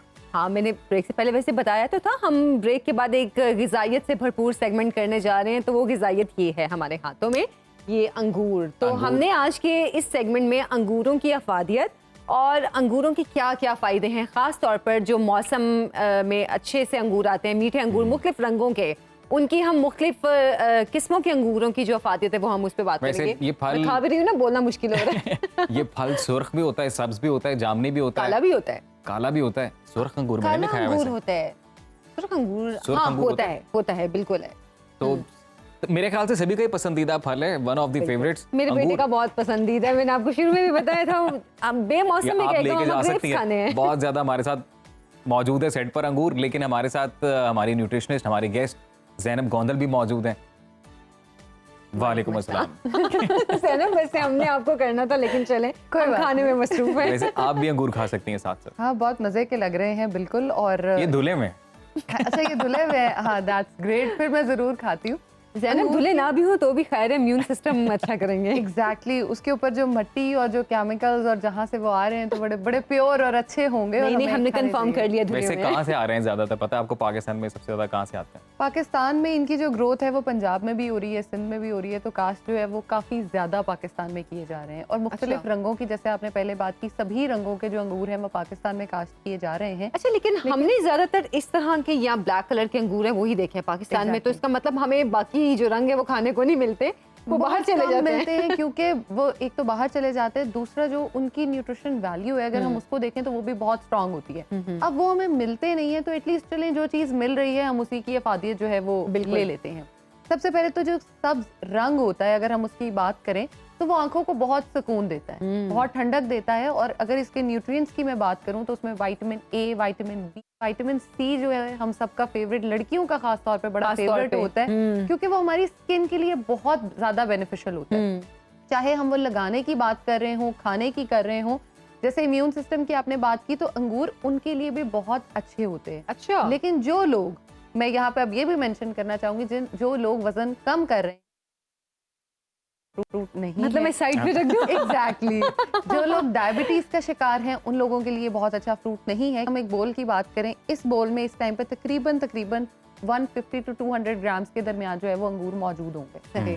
ठीक है, तो इन अंगूरों में तकरीबन 200 कैलोरीज हैं। अच्छा, ठीक है। अच्छा, वैसे ज़ैनब, एक टाइम पे कितना अंगूर खाना चाहिए कि मतलब जो आपको उसके बाद हर्ट ना करना शुरू कर दे, ठीक है, कि आपने इतनी मिकदार में खा लिया? एक नॉर्मल इंसान जो है वो डेली बेसिस पे तकरीबन 100 ग्राम तक खा सकता है, मतलब इसका हाफ? एग्जैक्टली, इसका हाफ जो है वो खा सकता है। लेकिन जो शुगर पेशेंट्स हैं या जो लोग वजन कम कर रहे हैं, तो शुगर कंटेंट बहुत ज़्यादा होने की वजह से हम उनमें रिकमेंड करते हैं कि वो तकरीबन 10 से 15 अंगूरों के दरमियान में खाएं, इससे ऊपर ना जाएं, क्योंकि इसका फाइबर कंटेंट जो है वो बहुत ज़्यादा होता है। तो फाइबर कंटेंट आप उसको 10 से गिनना 15 10 से 15 नहीं, अंगूर। इससे थोड़े से ज़्यादा होंगे। हाँ, इससे थोड़े से ज्यादा क्योंकि बेसिकली अगर हम अंगूरों की बात करें तो अपने मीठे होने की वजह से ये चेहरे पर कील मुहासे और इसकी तासीर बेसिकली गर्म में आती है। लेकिन क्या ये नेचुरल शुगर में उसमें नहीं आता? ये नेचुरल शुगर में हम इसको काउंट करेंगे, लेकिन नेचुरल शुगर भी इवेंचुअली जो है वो आपका वजन बढ़ाने में हेल्प आउट कर रही होती है। जैसे हम फ्रूट्स 3 ही मना करते हैं कि जिन लोगों में डायबिटीज है या वजन बढ़ाना है, जिसमें आम, अंगूर और केला, ये 3 फ्रूट्स हैं। अच्छा, ये तो आपने बता दिया कि जिन लोगों को अंगूर नहीं खाने चाहिए, एक तो वजन बढ़ाने वाले, एक डायबिटीज। अच्छा, एक क्वेश्चन और भी था मेरे ज़हन में सिलसिले में कि जो खवातीन एक्सपेक्ट कर रही होती हैं, मैंने कहीं ये पढ़ा कि वो अंगूर ना खाएं, क्या वाकई ऐसा है? ये उसमें मसला करता है? अच्छा, उसमें जो रिसर्च कहती है वो ये कहती है कि यूट्रस डायलेशन जो है उसमें स्ट्रॉबेरीज और ग्रेप्स जो है वो बहुत ज्यादा हेल्प आउट करते हैं, और हमें प्रेगनेंसी में इतनी ज्यादा यूट्रस डायलेशन नहीं चाहिए होती। अगर नॉर्मल औरत खा रही है तो उसके लिए वो बेनिफिशियल है, लेकिन प्रेगनेंसी में हम इसको अवॉइड करते हैं क्योंकि मिसकैरेज के चांसेस बहुत ज्यादा बढ़ जाते हैं, इसलिए हम इसको अवॉइड करेंगे। लेकिन अगर हम इसके बाकी फायदे जो हैं, जैसे मैं पहले बता रही हूँ, उनकी बात करें तो उसमें जो विटामिन के है वो हमारे दांतों की हेल्थ के लिए बहुत अच्छा है, मुंह की हेल्थ के लिए बहुत अच्छा है, और ब्लड, जैसे हम शुगर पेशेंट्स में भी अक्सर कहते हैं, खून निकलना शुरू हो जाए तो रुकता नहीं है। अक्सर बच्चों में ब्लीडिंग बहुत ज्यादा होना शुरू हो जाती है, तो ये उस ब्लीडिंग को बहुत अच्छा कंट्रोल करता है। विटामिन के जो होता है वो इसका बहुत सपोर्टिव रोल प्ले कर रहा होता है। अब इसको हम चेहरे पर लगा भी सकते हैं। अच्छा, मास्क, ग्रेप मास्क, बिल्कुल, क्योंकि इसके जो छिलका है पूरा का पूरा जो न्यूट्रिएंट्स हैं वो उसके अंदर पैक्ड हैं, और अगर छिलका हम इस्तेमाल नहीं करेंगे तो वो, क्योंकि मैंने अक्सर लोगों में देखा है कि वो मर्द हजरात भी लगा सकते हैं। बिल्कुल, दोनों लगा सकते हैं। आप जरूर लगाएं, आज ये पूरा बॉल आप देख। अच्छा, मैं आपको एक बात बताऊं, पहले की ये बात हम कर सकते हैं कि मर्द हजरात इस चीज में इन नहीं थे, लेकिन अब एस्थेटिक क्लिनिक्स में अगर हम देखें या मेरे पास मर्द हजरात की रेशो जो है वो औरतों से बहुत ज्यादा है। एग्जैक्टली। क्यों? इसकी क्या वजह? इसकी वजह ये है कि शायद अब उनको ये पता चला है कि ग्रूमिंग जो है वो सिर्फ औरतों के लिए नहीं, अब उनको भी करनी चाहिए। और आई थिंक औरतों के पास एक बड़ा प्लस पॉइंट होता है कि वो मेकअप के अंदर उसको छुपा सकती हैं, मर्द हजरात वो नहीं छुपा सकते। नहीं, बिल्कुल अजीम ने मेकअप किया हुआ है। कोई मेकअप नेचुरल ब्यूटी है, ये ओरिजिनल तो अच्छा। देखिए, नेचुरल ब्यूटी और वो चीजें जो है ऑफ कोर्स दे एग्जिस्ट, लेकिन जिस एनवायरनमेंट में हम रहते हैं, जितनी पोल्यूशन उसमें होती है, उसमें जितनी मर्जी नेचुरल ब्यूटी हो वो खराब हो जाती है। तो उसके लिए आई थिंक हमें खानों को साथ साथ लेकर अपने फेस पे, स्किन पे अप्लाई भी करना चाहिए। अच्छा, इसको स्किन पे अप्लाई करने का फायदा क्या है? इसको स्किन पे अप्लाई करने का फायदा ये है कि इसमें जितना विटामिन सी है, जितने हम विटामिन सी के महंगे सिरम्स लेते हैं, ऑफ कोर्स उसको लगाने का टाइम, करने का टाइम बड़ा डिफरेंट होता है, हमें समझ भी नहीं आ रही होती, एक्सपेंसिव भी होते हैं। तो ग्रेप्स एक तो इतने एक्सपेंसिव भी नहीं होते, दूसरा मार्केट में इजीली अवेलेबल भी होते हैं। आप इसको डायरेक्टली जो है अपने ब्लेंडर में डालें और उसके साथ थोड़ी सी दही ऐड करें और उसको अपने फेस पे अप्लाई कर लें, कुछ और ऐड करने की जरूरत नहीं। ज़ैनब, जिन बच्चों का वेट कम होता है, क्या उनको ग्रेप्स खिलाने चाहिए? बच्चों में मतलब कितनी क्वांटिटी में उनको खिलाना चाहिए? बच्चों में जो है आप इसको 20 से 25 अंगूरों तक, यानी एक बॉल पूरे तक लेके जा सकते हैं, क्योंकि ये कॉन्स्टिपेशन से बहुत अच्छा रिलीफ देते हैं। अच्छा। और बच्चों में हम यूजुअली देखते हैं कि कॉन्स्टिपेशन का ट्रेंड बहुत ज्यादा हो गया है, क्योंकि एक तो वो खाते कुछ नहीं है, दूसरा अगर खा रहे होते हैं तो मोस्टली ब्रेड्स की तरफ जा रहे होते हैं या मैदे से बनी हुई चीजें, बेकरी आइटम्स की तरफ जा रहे होते हैं, तो उनके लिए ग्रेप्स, एग्जैक्टली, उनके लिए ग्रेप्स बहुत अच्छे हैं। जैसे 3 से 4 दिन पहले मैं एक बच्ची को मिली हूँ और उसने कहा है कि roti is not for kids, roti is for elders. अच्छा। और मैं इतनी हैरान हुई उसकी ये बात सुन के कि रोटी बच्चों के लिए है ही नहीं है, उसने अपनी तरफ से कि, और वो नहीं खाती। उसकी अभी के साथ मैंने डिस्कशन जब मदर के साथ की तो आई गॉट टू नो कि वो रोटी नहीं खाती, पिज्जा, बर्गर, हर चीज जो है वो उसकी एक्सेस में है, वो खाती है, लेकिन ये चीजें वो नहीं खा रही। तो मैंने उसको ये अच्छा, बच्चों का रुझान बहुत इस तरफ जा रहा है। मेरी भी एक जानने वाली ने मुझे कॉल की कि मेरी बेटी छोटी है तो मैं उसको क्या खिलाऊं, कुछ भी नहीं खाती, सिर्फ दूध पीती है। मैंने कहा फिर आखिरी हाल वही है जो मैंने किया हुआ है, उसके मुंह में आपको ठूंसना पड़ेगा। अच्छा, ये जबरदस्ती खिलाना पड़ेगा जो है, अगर हम जबरदस्ती खिलाने के साथ साथ मैं इस चीज पर बिलीव करती हूँ कि आपका बच्चा जब तकरीबन 1 साल का हो जाए, उसको हर चीज इंट्रोड्यूस खुद कराना आपकी रिस्पॉन्सिबिलिटी है। आपने उसको कैसे इंट्रोड्यूस कराना है वो टोटल आपकी जिम्मेदारी है। जैसे जो फ्रूट आ रहा है उसको अगर डायरेक्टली खाना बच्चे के लिए बहुत मुश्किल होता है, क्योंकि बच्चे बहुत ज्यादा पिकी ईटर्स होते हैं, यानी उनको हर चीज अट्रैक्ट नहीं करती। अब हमें पता है अंगूर मजे का है, हम खाएंगे, क्यों पता है? क्योंकि हमने पहले खाया हुआ है। एक बच्चे ने वो चीज खाई भी नहीं है, उसे नहीं पता कि वो मजे की है। एक हमारे साथ कॉलर हैं जी, फातिमा शेखोपुरा से। फातिमा कैसी हैं आप? अस्सलाम वालेकुम। अस्सलाम वालेकुम। जी मैं बिल्कुल ठीक हूँ, आप कैसे हैं? जी आई एम गुड अल्हम्दुलिल्लाह। और हमारे साथ ज़ैनब गोंदल मौजूद हैं। आपका क्या सवाल है, आप सवाल कर सकती हैं। मैं ये पूछना चाह रही थी कि जो ग्रेप्स की डिफरेंट टाइप्स होती हैं, कुछ रेड होते हैं, कुछ ग्रीन होते हैं, तो ज़्यादा बेनिफिशियल कौन से होते हैं? ये मैं भी पूछना चाह रहा था, बड़ा ज़बरदस्त सवाल किया आपने। अच्छा, ज़्यादा बेनिफिशियल जो होते हैं अगर हम ये देखें तो दोनों ही हमारे पास ड्राइड फॉर्म में भी आते हैं और दोनों की अफादियत जो है वो ऑलमोस्ट सेम रहती है, लेकिन ग्रीन वाले जो है इनकी ज़्यादा अफादियत आती है इसलिए क्योंकि ये आपके कोलेस्ट्रॉल को बहुत अच्छा कम करते हैं। और जो रेड, बहुत सारी रिसर्चेज हुई हैं तो उनमें आपको मैं एक रिसर्च बता देती हूँ जिसमें उन्होंने 125 लोग लिए, जिसमें उन्होंने आधों को ग्रीन ग्रेप्स दी और आधों को रेड ग्रेप्स देके सेम फूड्स दिए। उन सबका कोलेस्ट्रॉल लेवल यानी LDL लेवल हाई थे। तो जिन लोगों को ग्रीन ग्रेप्स उन्होंने दिए उनके कोलेस्ट्रॉल लेवल्स बहुत ज्यादा लोअर हो गए as compare to red grapes में। रेड में हुए लेकिन परसेंटेज ग्रीन में बहुत ज्यादा। और हम लोग जो इनके जूसेस वगैरह पीते हैं, हाँ, ग्रेप जूस भी आते हैं, वो भी पीते हैं, क्या उसकी भी सेम वही अफादियत होती है? अच्छा देखिए, जूस और ब्लेंडर में ब्लेंड करना और फ्रूट को खाना तीनों एक डिफरेंट चीजें हैं। मैं सबसे ज्यादा रिकमेंड करती हूँ कि फ्रूट को खाएं। आपको पता तो हो उसको आप कैसे खा रहे हो, उसका क्या टेस्ट है, वो दिखने में कैसा है। अगर आप उसको ब्लेंडर में ब्लेंड कर रहे हो, ऑल्दो उसका फाइबर और सब चीजें अंदर ही रहती हैं, लेकिन आपने एक वो सेंस जो है आंखों ने डेवलप नहीं की और नहीं पता कि क्या खा लिया। और जूस में तो वैसे ही पूरा फाइबर निकल गया, जैसे मैंने बताया 1.2% जो है इसमें आ रहा होता है, तो वो सारा निकल गया, आपको उसका बिल्कुल जूस में सारा फाइबर निकल गया। तो कोशिश यही करें कि आप फल को उसकी ओरिजिनल शक्ल में ही खाएं। बहुत शुक्रिया आपका ज़ैनब, आज आप हमारे साथ मौजूद रही। हालांकि सवाल बहुत है लेकिन बहुत ज़्यादा सवाल थे। यकीनन आपका साथ अब जुड़ा रहेगा। आने वाली एपिसोड्स में हम इसी तरह से आपको इनवाइट करेंगे और जो मुख्तलिफ फ्रूट्स हैं या मुख्तलिफ और जो ऐसी खाने पीने की चीज़ें जिनकी न्यूट्रिशनल वैल्यू ऐड ऑन कर सकती हैं हमारी लाइफ की वैल्यू में, तो उस पर हम गुफ्तगू करेंगे। बहुत शुक्रिया आपका। तो आयशा, आज के हमारे प्रोग्राम से हमें भी इजाज़त दें और उम्मीद करते हैं कि आपको आज का प्रोग्राम भी पसंद आया होगा। मेरी तरफ से तो अल्लाह हाफिज़। मेरी तरफ से भी अल्लाह हाफिज़। हम कल फिर सुबह हाजिर होंगे आपकी खिदमत में, तो देखते रहिए आप सुनो पाकिस्तान।